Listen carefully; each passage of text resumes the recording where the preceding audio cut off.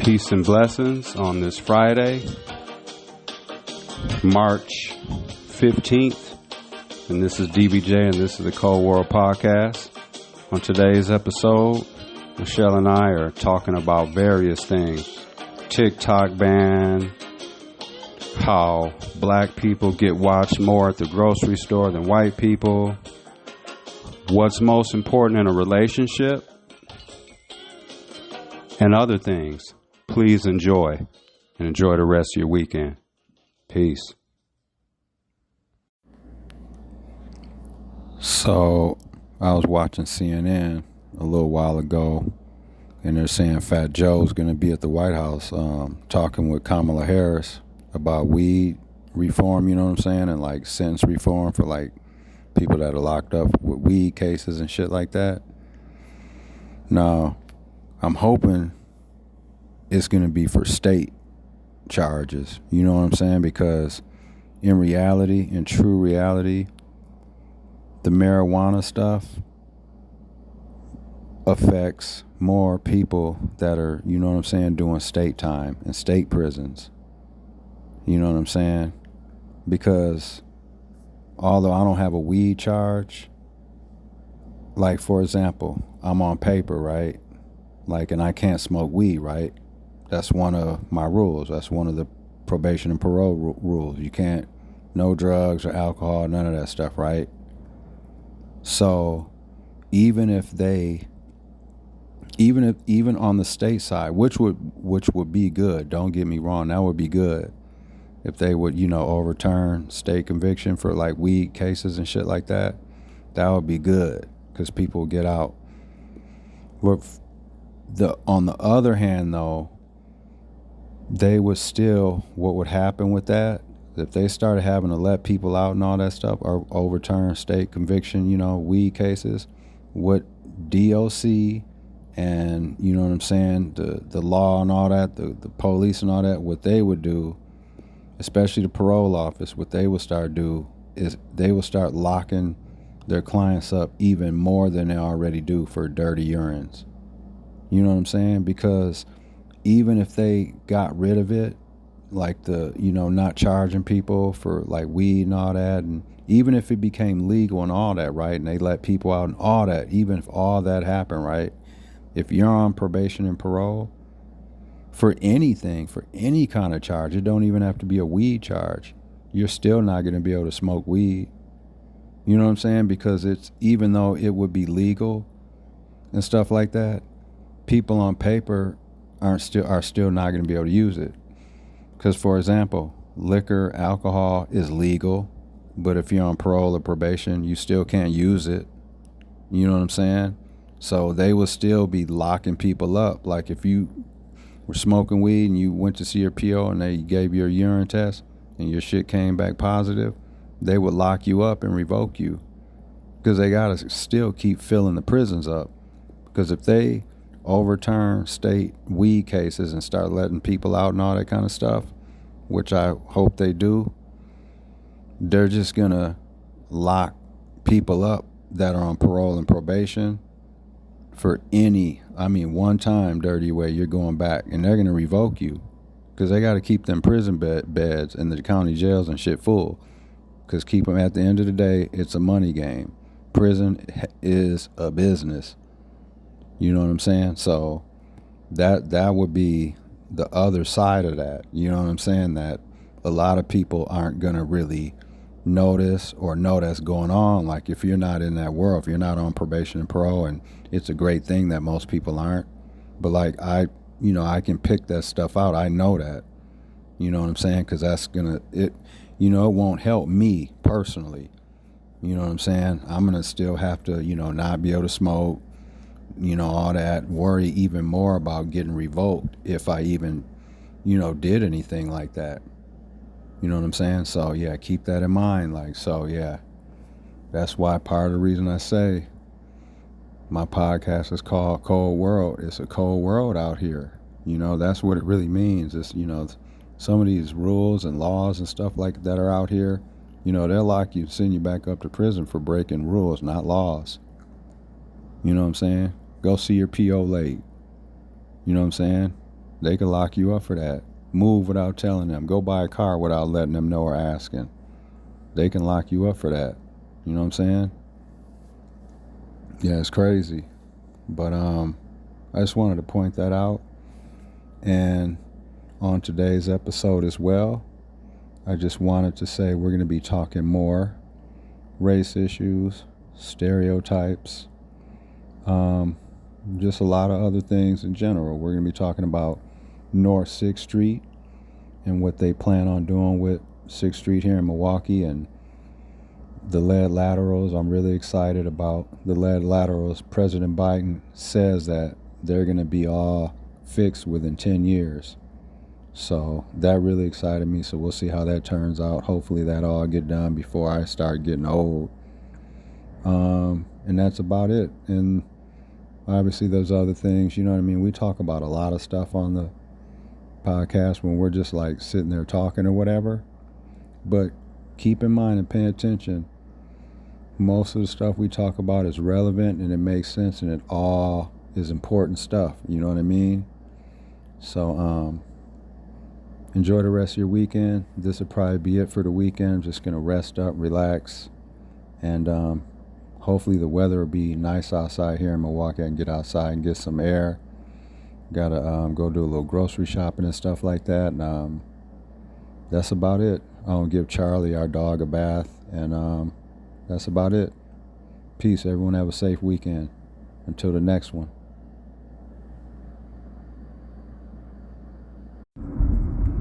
So all the TikTok creators and influencers and stuff that are like doing well or whatever, they're upset now about the potential TikTok ban. Yeah. You know what I mean? And I do understand that, but I'm saying now if that ends up happening, they better hop on Spotify or Podbean or whatever, because I feel like the majority of the reason people are on TikTok is because you can play music. They don't really trip about, the music and all that kind of stuff. Right. And plus, it's just popular or whatever. But I think that's one of the main reasons people use TikTok. It's because you can play music. Because why wouldn't you just do that shit on Instagram or Twitter? Because you can go live on all those too. Yeah. But they probably got harder restrictions about music and stuff. So I think that's a big reason why people use TikTok. I don't really understand how TikTok influences elections. I don't get that. I just don't understand. See, that's because I don't know if I want to call that a stereotype, but that's based off what like society tells you. It's just the norm. It's just so that's a narrative that was created, and so that's just what it is now. You know what I mean? Like, not in reality, but that's what that perception is reality shit or whatever. I really don't understand it. So. I mean, and maybe they are. I think, don't quote me, but I think there is like proof of like them like fucking with our elections and stuff, and so maybe they're linking that to TikTok. I don't, or whatever. But I just think. The United States sometimes got, their panties in a bunch over China, Chinese people. You know what I mean? There's just that stereotype again. Like, why are we thinking all Chinese people are fucking, like, in one minute we're calling them all smart and just all this and shit, right? And then in the same breath we're basically saying they're sneaky and spying on us and shit.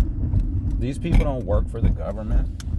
That dude, that fucking, the TikTok creator, as far as I know, they just hate dude because he's a brown man up there making money and shit. And people in the United States love his product. Because there's a lot of people that are upset and they don't have a problem with it. They're like, dude, come on, this is separate from all the political shit you guys are trying to wrap it into. I guess, like, for me, like, I'm not gonna just go by what somebody says. Right. Exactly. I'm a fact checker. Exactly. By nature. By nature, right? So, but not everybody's like that. I understand. I love that shit, baby. She said by nature, for real. It's like just it's a sense. Like, I'm not just gonna be like, oh yeah, they said it, so Someone's gonna it tell must you be something. true. Okay. Right.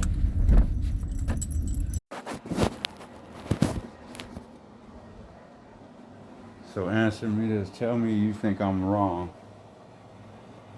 So I was at the store. I ain't gonna say which grocery store. Excuse me. And I was in there, right? It was early in the morning. It was me, one like customer service lady, it was at the self checkout. So it was me, the lady working there, and it was a white dude. So it was two customers. Me, the white customer, and then the white lady that was working there, right? So I was there first, right? I was, at the self checkout, scanning my shit, blah blah blah, right? So right, you believe in peripheral vision, right? And just being able to like tell if somebody's watching you or looking at you or whatever. So I'm scanning my stuff, right? And she's standing behind me, right? But I could sense her looking at me, right? And I know that's her job is to kind of, you know what I'm saying? Like watch and stuff or whatever, right? So as I'm doing my scanning, the white guy walks up, right? Now he goes to a self-checkout. Now he starts doing his stuff, right? He's scanning his shit. So now I'm still standing there. I haven't quite finished yet, right? So I can kind of still, through my peripheral, I can still kind of see her, right? A little bit. So I'm starting saying in my head, I'm wondering if she's like watching him too, or observing him or whatever. You know what I'm saying? Like she's watching me. So as I'm saying this in my head, I like start to turn my body to look at her to see if she's looking at him as well. And she's not. She's looking dead at me. So that's when I was like, I looked over and I was like, man, are you watching him too? And she was like, no, I'm watching everything. I was like, no, you're not. I was like, you're watching me. And she was like, no, I'm not. And I said, you are. She was like, well, I started looking at you because you turned towards my way. I said, when I turned towards your way, you were already looking at me. You know what I'm saying? I was like, my point is, I was like, it seems like you, and I was like, and maybe I'm judging and I'm like, what's that word? Where you're like, not portraying, but Projecting? yeah, you're projecting like somebody's doing something or thinking something or whatever. And I was like, and I said that too. I was like, maybe I'm projecting or like analyzing or assuming that you're like watching me. I was like, but when I turned and looked, you were looking at me, and I was like, and I could tell you hadn't looked at him at all or watched to see if he needed any help or if he was stealing anything. And I told her my point is like, it seems like you guys are always watching a black customer. It's like you think like assuming like that we may potentially steal something, even if it's one item. You think we might just throw something in our bag, or it's like you're always thinking like we're gonna be the thieves in here. I was like, so while you're sitting here watching me, I was like, a lot of times it would be the white person over there actually stealing shit. While you're sitting there worried about what black people are doing, thinking that we're gonna steal and shit, we're sitting here paying for all our shit while the white dude over there is stealing everything. And I'm not saying he was stealing. I'm just saying like, you know what I'm saying? And I could tell she was a little bit offended. And I'm not saying that's what she was doing, but like, and maybe it's subliminal or they don't realize they're doing it. I don't know, whatever, but like, it's an observation, you know what I'm saying? And if anything, she'll be thinking about it next time. Because I feel that when I go there. Maybe it's me anticipating, or maybe there's some truth to that. Because there are some white people that, are the self-checkout people or whatever. When they see black people and shit at the self-checkout, I know that some of them think that we're stealing things or that black people are taking shit. And it'd be white customers right across the aisle tearing them off, stealing all kinds of shit. And they ain't looking at them because they just assume they're not going to take anything or that they got the money to buy everything and shit. Yeah. You don't think that takes place? I do feel it does. That shit's crazy as hell. Seeing that stereotype. That's what I'm saying. I know I talk a lot about stereotypes, but I feel a lot of times stereotypes run the world. Because it has you treating and looking and talking to people and, giving them a certain kind of energy and shit like that. If you go into something or you walk into something thinking somebody's going to be a certain way or they're going to ask you for something or they're about to steal something from you or they're about, you know what I'm saying? Being shifty or sneaky or criminal and shit. That's what I don't like. That's what I'm saying. Am I wrong? Was I wrong? I mean, you don't have to point that out to everybody. So, yeah, that's true, but... Also, sometimes I'm just being a contrarian. But I feel like she was observing me. And you know it's what I'm saying? And I was yes. just trying to point out, well, you're sitting here giving me all your energy, that white dude might be taking off, not paying for his shit. Yeah. So observe him. If you are doing your job, then you should be watching him too. That's all I'm saying. I agree. They should be watching everybody. Want some? Mm-mm. Okay.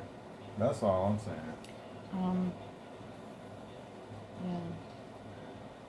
When you think Asian kids get mad when everyone thinks they're like, that they don't do anything but study and go to school and shit all the time, and that they don't like to have a good time and shit, they like to have fun.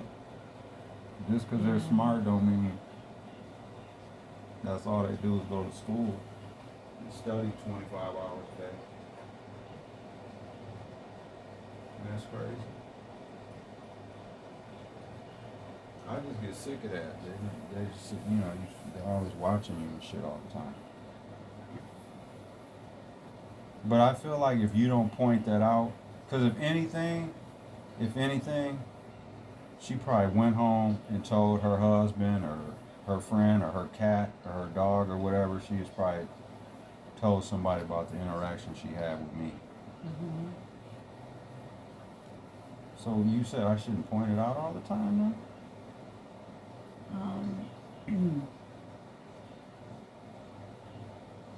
It's not like I was all like shitty to her. Did it sound like I was shitty? I know, but it goes back to that you can't change how other people behave or think. That's true. You can only control and change yourself. But you can plant seeds to make them think. You can, but when somebody has a mindset, that's how it is. But that might have helped the next customer out that came, the next black customer. She might have been she might end up catching a white dude or a white lady stealing. Oh, as a matter of fact, you ain't hear about remember when they were saying all them black dudes, all them black people were like doing all the like smash and steals and all that kind of shit in the country and all that? I don't remember that, but... You remember hearing about that on the news. They were like smashing and all Yeah. that. You know who was running that? And they just got popped. Police ran up in their house. 2 white people. It was an $8.5 million scheme or something. It was 2 old white. It was a white dude and some white lady. They were the mastermind behind all that shit. Now, were they stupid for going and doing it? Yeah. But it was the white people doing it. And everyone, all the little black kids running here, stealing everything, breaking shit, tearing shit up. But it was the white people masterminding. That's what I was saying. It's white people running everything. They do. It shouldn't be that way, but they do. That's why I talk about it. So race runs the world. You almost can interject race into almost every situation. I'm going to tell you, especially between a black person and a white person, there's always potential for an argument, a disagreement, a shitty look, some kind, you know what I'm saying? At all times, any kind of interaction at the store, at work, because there's always, not always, but I feel like there's like underlying just shit there. There's especially between a black man and a white man, there's always a potential for an argument or a fight. You know what I mean? Because I feel a lot of times, not all, a lot of times, we're sizing each other up. You know? And shit, that's crazy.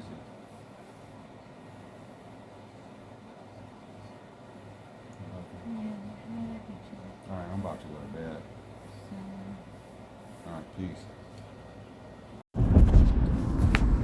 Speaking of 6th Street, that's what I was thinking about though, really, like when he gave the 32 million. Oh yeah. I was started picturing in my head, well, first of all, I'm like, cool, but you know what I was really excited about was he said no more lead laterals. He said all the lead laterals will be fixed within 10 years.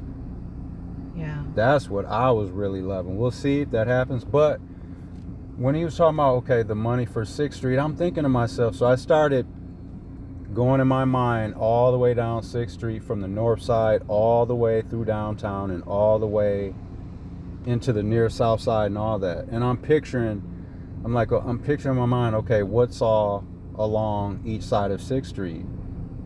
Businesses, okay, so you can fix some of that up, some of the roads, some of the streets and shit. But like, what about the homes? Like, you're gonna be fixing up homes on like, cause there's not a ton of homes like until you get to around. I'm heading north now. Until you get like around where Wendy's is and all that shit. Like, there's some houses. If you keep going, you know, you can get on the freeway. Like, what will be on your right? There's houses and stuff along there. Like, are we fixing some of that up? Not we. Are they going to be fixing? Because the houses need to be fucking fixed up, right? Like they, like whoever, like between the city not wanting to give them up or make them, you know, you got to go through all this fucking shit to just get approved to get one and all this. Like between the city saying it's someone's or whatever, but like, can we start fixing the damn houses up some? I mean, you should be able to apply for like a federal grant or something, like to replace your windows or even stuff like that. Exactly. You know, like just home ownership is so expensive, ain't it? Like just the maintenance, unless you have a brand new home. What they call that, turnkey ready or whatever. Turnkey, yeah. But it, you know, I was driving to my daughter's, and instead of taking the regular route, I went up north and took Palmer, maybe. Oh, you took the little side streets? Yeah. You know, they're really revitalizing that neighborhood. Yeah, that's what I'm saying. There's certain little pockets that they're like slowly fixing up. And that's, I would say that's near downtown. See, there again though, which is fine, but see, there again, it's like near downtown. Like, when are we going to start fixing the damn houses up in the hood? Or whatever we're calling it. Like, let's start fixing. Because even when you're driving 43, north or south, you look on your left or your right. Yeah. Man, some of the houses, they just look shit. And some of them just need to be torn down. That's what I'm saying. Like, they're beyond repair. Some of them are, man. Like, so is some of that 32 million going towards some of that, or is it just... Like, it would just cost more money. You wouldn't get your money back if you sold it. You know what I mean? Yes. But I mean, like, damn, like, the city needs to just be like, man, it's our, I mean, because the homes are theirs, right? The ones that they're not giving up or they're making difficult to buy or they're a lot of those, they're owned by the city, right? Some. Well, if there was a tax lien, they may own them. Right. They're either owner occupied or rentals. I mean, shit, if Chevy's talking about the mayor, Cavalier Johnson, he's talking about he wants to grow the city and all. What did he say? He wants 1 million people or whatever in the city? You better start fixing some of these damn homes up and making them affordable to live in. Right. Even just if the infrastructure, like the roads, were improved. All of that shit. Like, that actually makes the street look nicer. Yes. Too. All of it does. The road and sidewalks were repaired. Even if we can fix up some of the landscaping, like some of the fencing in some of the houses, they're like, the shit's like falling down, half ripped apart. Right. Like, you should be able to apply for a federal grant to fix certain things. And they could get some of that 32 million towards some of that. Yeah. Yeah. I I don't know what's involved in the... Yeah. I don't know what's considered the 6th Street neighborhood. Mm-hmm. Because I just read an article about it this morning. Yeah. And the 6th Street neighborhood, like, association or whatever is, like, excited about it. So... Oh, yeah. I mean, I'm excited just about the development, the growth, you know what I'm saying? But, like, I'm just wondering, like, there's not a ton of houses, like, along street. Well, I mean, off of 6th, like, going west. That's what I mean, but, like, so it's just going to be mainly businesses and in the road and all that kind of stuff? Or I want to... But if you look at 6th Street, like, going north, like, there really aren't very many businesses. I mean, there's Sojourner Truth. That's what I'm saying. Like, I'm just wondering, like, what else? What's included in that? I guess I'd have to look deeper. I just feel like... Because that's a lot of money. A lot of money. For you could probably fix a couple neighborhoods up with that. Repair the homes, tear them down, whatever. And I'm sure there's a lot that goes into that. You know what I mean? But damn, like, you saying the lead laterals can be fixed within 10 years? President Biden did. Shit, man, let's start fixing some of the homes. You know what I mean? Because if they fix the lead laterals, they basically have to repave the street. Mm-hmm. So that kind of gets included in that, maybe. You know, I did some research, though, too. This was a couple years ago I did that when they were talking about the lead laterals and stuff in Milwaukee. You know, back in the day, the pipes were made out of copper. But I think, don't quote me, but I believe they switched over to lead because it was cheaper. Yeah. You know what I mean? So, like, they created their own problem, and then it's like... Right. Well, and at the time, they didn't know. Right. I mean, goddamn, how many filters and all that other shit can I just have clean water? I know I was drinking lead shit as a kid. Drinking out of the hose. Drinking out the water hose. We used to drink right out the faucet tap, and shit. Yeah, right outside. Out the faucet, yep. Yeah. Water hose, yep. It's crazy. And now they're saying bottled water ain't safe because of the plastic.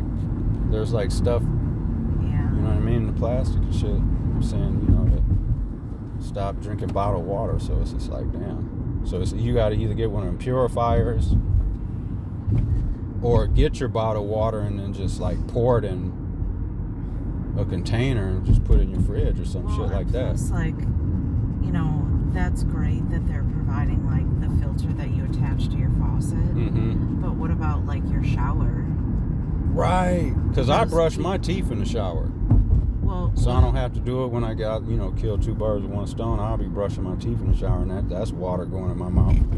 Right, but also like your body absorbs.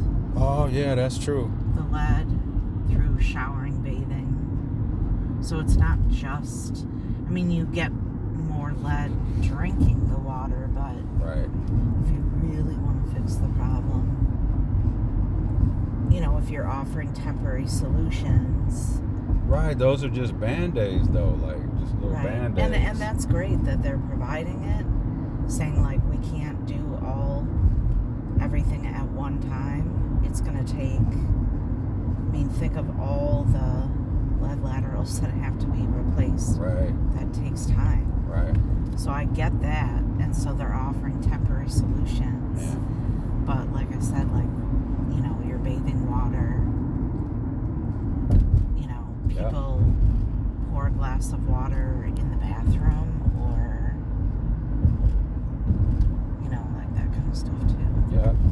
And ain't nobody trying to boil their water all the time and shit.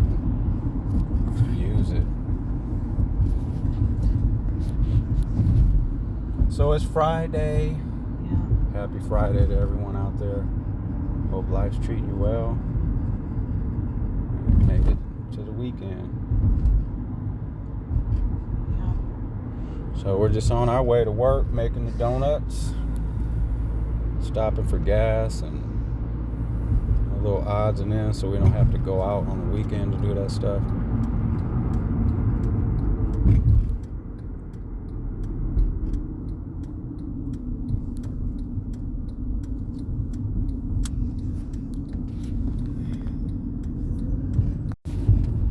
Hey, baby, what do you think the most important thing is in a relationship? I mean, there's a whole bunch of, but what would you say for you is one of the main things?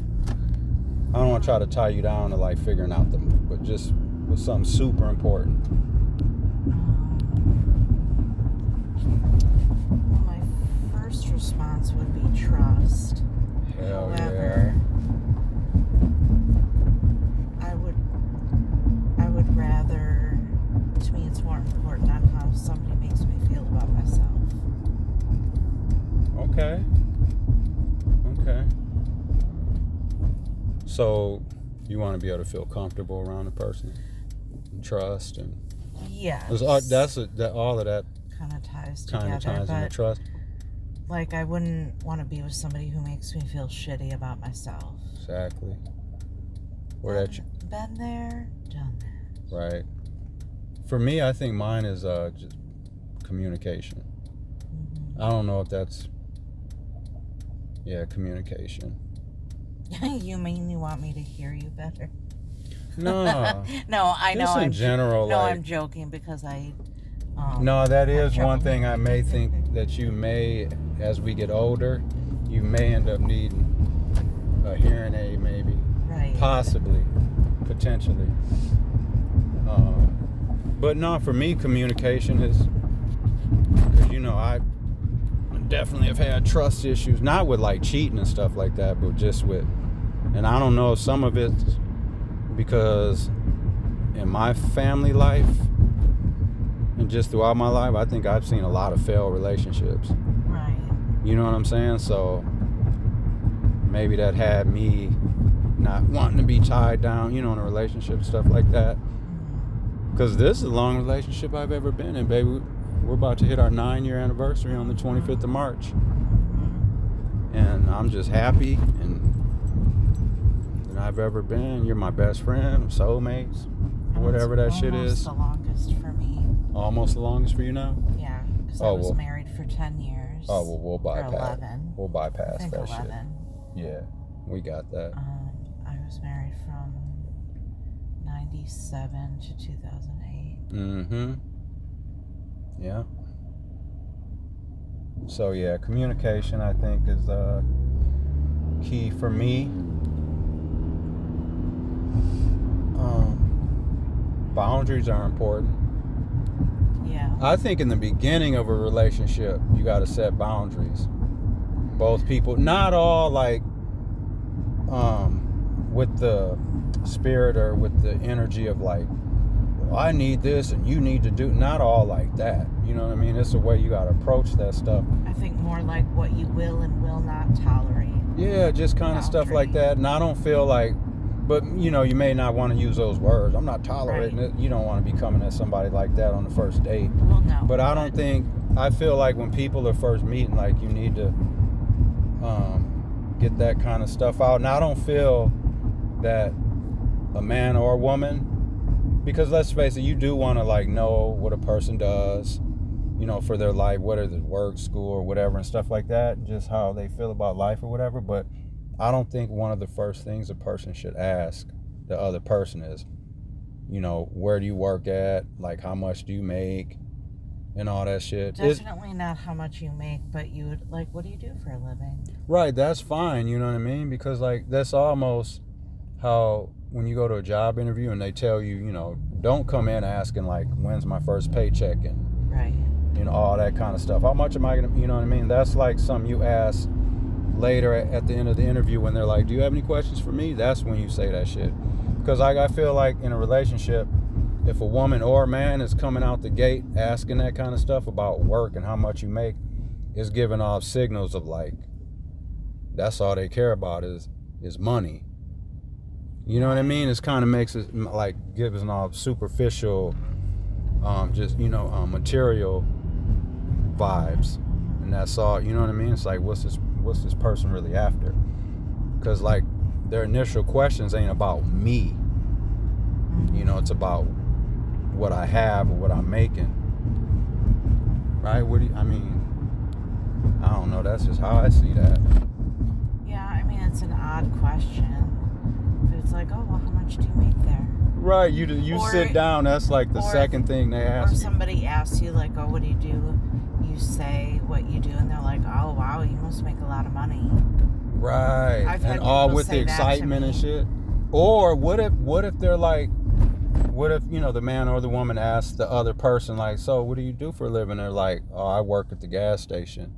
I'm a manager at the gas station. Mm-hmm. Do you think that, for most people, you think that's a turn off?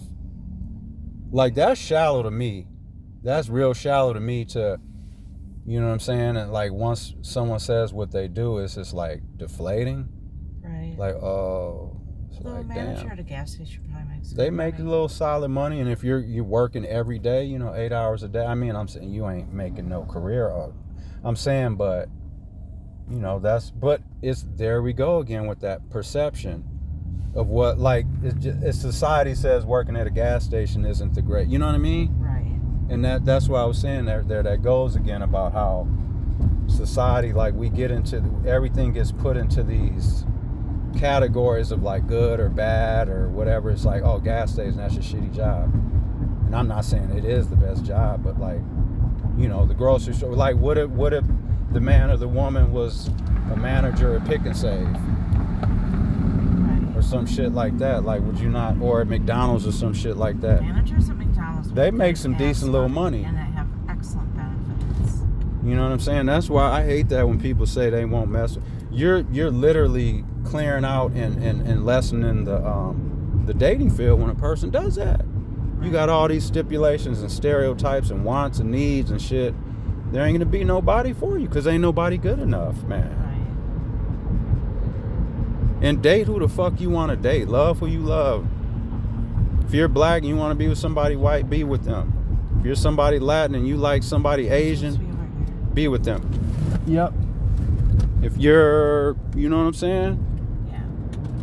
Because at the end of the day in the relationship, the two people are the ones who gotta be with each other and deal with everything. Like, someone commenting or looking at you and saying, oh, why the fuck are they together? They're just passing by. They ain't got no bearing or nothing on how your life's gonna turn out. You don't have to have common employment. Right. Like, we're very different. Very different, but we mesh well. Right. And you're willing to learn stuff. I'm willing to learn stuff. Like, we understand each other. We talk about things. There it goes. What I was saying about how important communication is in a relationship. Because then you just kind of understand what a person wants, what they need, what they like, how they, all that stuff. And that goes into the boundaries and all that. When two people are you're never going to always be on the same page. But when you are and you know what each other and all that, then there goes the respect. That's when the respect comes in. Right. Because the amount of money you make isn't what makes you equal. Right, because clearly I make way less than Michelle. You know what I'm saying? But I don't feel less of a man and shit because I make less than you. Right. I don't feel no less than a goddamn man. And I don't feel like I don't hate on you like, damn, my lady makes more than me. Because to me, if I'm hating on you for making good money just because I ain't making as much as you are, that's hating on everything you've done, all your accomplishments, all the hard work, all the getting up, going to work every morning, all that. And just, wouldn't that be me kind of hating on that or like undervaluing that, all the shit you've done? Because I just feel like because I'm a man, I'm just supposed to just fucking make more than you. Nah. Sorry, baby. What? Getting on my little rant about that. Because I do hate that too. And like, I don't mind washing dishes. Like, that's another stereotype. Like, about like women are supposed to like be the housemaids and clean up everything and wash all the clothes and wash the damn dishes and do all that shit. Nah, man, I can wash dishes. I feel like I've done it for so long that it's kind of nice You're like not to do it. So I appreciate it because. But you do stuff that some might say is a man's job, like. You cut grass. Right. Like when we cut grass, and I'll be like, babe, I'll do the front or the back or whatever. But you'll be like, no, I want to cut the side. It's exercise for me and shit like that. So yeah. Probably gonna go over the house and cut the grass just for the exercise. When the weather breaks. Yeah. Yeah. But no, I hope he is doing better. Joe, if you happen to be listening, I don't know if you ever end up listening, but I hope you're doing well, man. And you'll be all right, man. But we're about to drop Michelle off here, and then I got to get to work. And everyone have a great weekend. Please stay safe, and do something good for somebody. Until the next one. Peace. Peace and blessings. This is DVJ once again, and I really hope you enjoyed the episode. We combined and talked about a lot of issues and topics, and so I hope everyone is enjoying the podcast. Please support me and continue to listen. Enjoy the rest of your weekend. Stay safe out here, and go do something good for somebody. Peace.